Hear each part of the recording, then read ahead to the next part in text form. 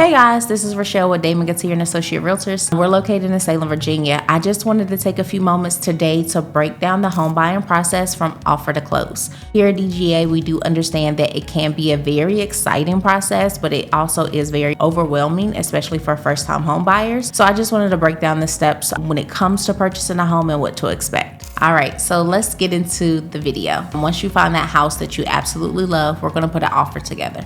A part of the offer is coming up with a price that you're comfortable for paying for the house. This will include us talking about recent market sales, any recent market trends. We'll also talk about the current asking price of the house. We'll talk about the condition of the house as well as how long it's been on the market. All of these play a key in putting together a price that is comfortable and realistic for you. Another key part of making an offer is going to be your contingencies. Example of contingencies are going to be your home inspection and your appraisal. Home inspection is just making sure you actually understand what you're buying, meaning that does the house need repairs? Is it in a good condition? We want to know all of those things. And then the appraisal is making sure that the house is actually worth what you're offering. I will be there to guide you through the right contingencies that fit your particular situation and make sure that we have those in place before we move forward.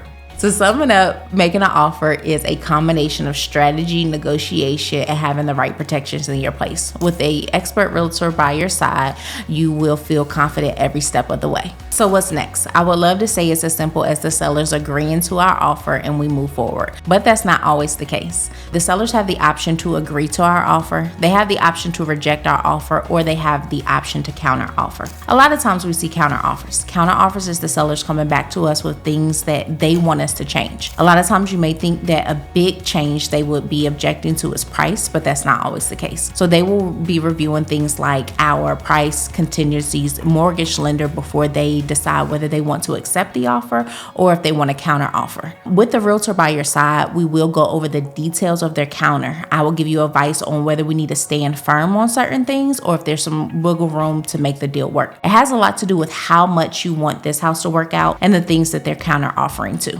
So once all parties agree to the terms and we're comfortable with moving forward, we will all sign the purchase agreement. That means we're headed to the closing table. Offer has been accepted. So our offer has been accepted. This is a very exciting part of the process, but we're not done yet. There are a couple of things that we will still take care of between now and closing. One of those is making sure your earnest money deposit is being submitted to the agreed parties. A lot of times we submit the earnest money deposit to our title company. Earnest money deposit is referred to as EMD or a good faith deposit. This is the buyer telling the seller that we're allowing the title company to hold a certain portion of the funds up until closing. In addition to making sure your earnest money deposit is submitted, as your realtor, we're going to start checking off our contingencies. The home inspection will be scheduled. We also will connect with the lender to make sure that our appraiser is ordered. The mortgage lender will also be reaching out for additional documents that are needed to make sure that we're closing on time. My biggest thing is make sure you're communicating with your realtor and your mortgage lender on a regular basis, getting all requested documents in a timely fashion, just to keep the process going. During this process, we will get the results of our home inspection back. Me and you will sit down and talk over any things that you're not comfortable with that may have come up on the home inspection. This gives us the opportunity to figure out if we're ready to move forward as the house is now, or if we want to go back to the sellers and negotiate any repairs or costs that could be associated with repairs.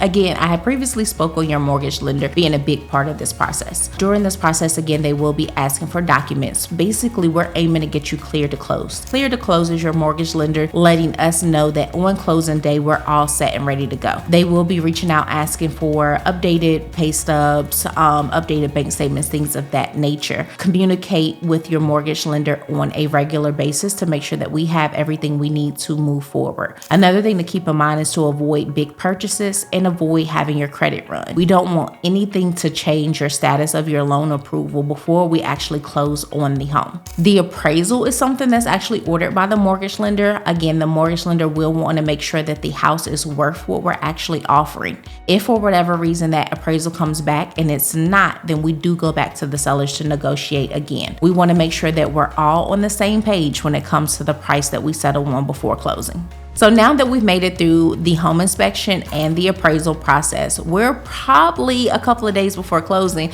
and we're going to schedule a final walkthrough. The final walkthrough is us to get a chance to look at the house one last time to make sure it's in the condition that we expect it to be. If the house was lived in prior to us offering, we want to make sure that when the sellers or the tenants have left the house, nothing was damaged. We also want to make sure that the sellers left what they said they would leave. So if appliances were negotiated as something that stays in the offer, then we want to make sure that refrigerator is still there once we go to final walkthrough. We will meet at the house for the final walkthrough. Again, we're doing our checks and balances, and once you're satisfied with the condition of the home, we will prepare to close. Again, closing day is probably a day or two away. Now we're at closing day. Closing day is honestly you just signing a bunch of documents. You are transferring funds. Paperwork will be transferred from the seller's name to your name, and then you will get the keys of your new home. So prior to closing, we will have a conversation with the title company and the mortgage lender. We're going to go over what's called your final CD or your closing disclosure. This is going to break down your total cost out of pocket, your down payment, your closing costs, any invoices that was added to closing on your behalf. And then we'll also talk to Pike about the best ways for you to pay your portion of the closing expenses.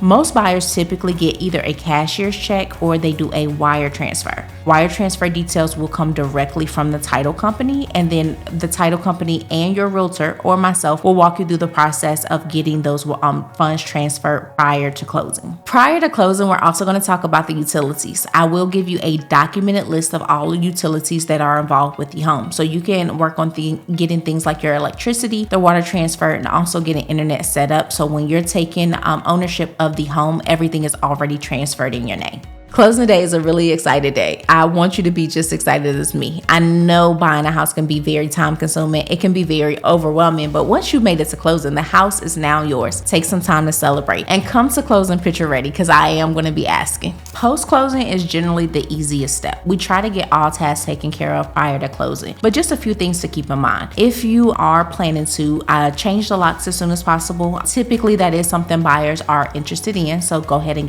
mark that off your checklist. If you did not purchase your home warranty at closing, that is something that you still have time to do. So still reach out to me, ask any questions about the home warranty process, getting set up, any additional costs associated with it. I will be your guide again, and this is only if it wasn't already taken care of. But this is if it's not already been taken care of. And then keep in mind, just because you've closed on your house doesn't mean I'm out of the picture. I still will be touching base. I want to make sure that the process of you getting to the new home went as smooth as possible. I want to be your point of contact if anything does come up.